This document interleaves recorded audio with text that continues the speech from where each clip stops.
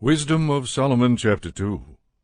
For they reasoned unsoundly, saying to themselves, Short and sorrowful is our life, and there is no remedy when a life comes to its end, and no one has been known to return from Hades.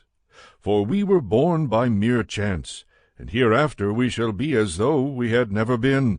For the breath in our nostrils is smoke, and reason is a spark kindled by the beating of our hearts.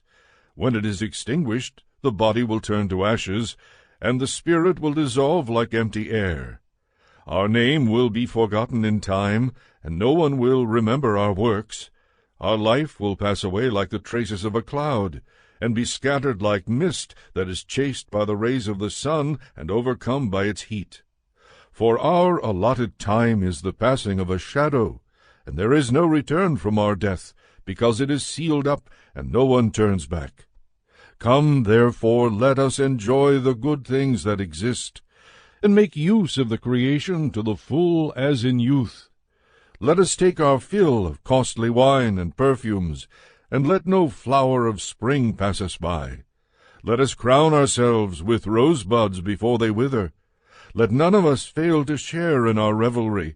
Everywhere let us leave signs of enjoyment, because this is our portion, and this our lot. Let us oppress the righteous poor man. Let us not spare the widow, or regard the gray hairs of the aged. But let our might be our law of right, for what is weak proves itself to be useless. Let us lie in wait for the righteous man, because he is inconvenient to us and opposes our actions. He reproaches us for sins against the law, and accuses us of sins against our training. He professes to have knowledge of God, and calls himself a child of the Lord. He became to us a reproof of our thoughts. The very sight of him is a burden to us, because his manner of life is unlike that of others, and his ways are strange. We are considered by him as something base, and he avoids our ways as unclean. He calls the last end of the righteous happy, and boasts that God is his Father. Let us see if his words are true, and let us test what will happen at the end of his life. For if the righteous man is God's child, he will help him, and will deliver him from the hand of his adversaries. Let us test him with insult and torture, so that we may find out how gentle he is, and make trial of his forbearance.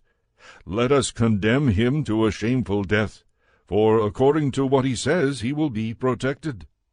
Thus they reasoned, but they were led astray, for their wickedness blinded them, and they did not know the secret purposes of God, nor hoped for the wages of holiness, nor discerned the prize for blameless souls. For God created us for incorruption, and made us in the image of his own eternity. But through the devil's envy death entered the world, and those who belong to his company experience it.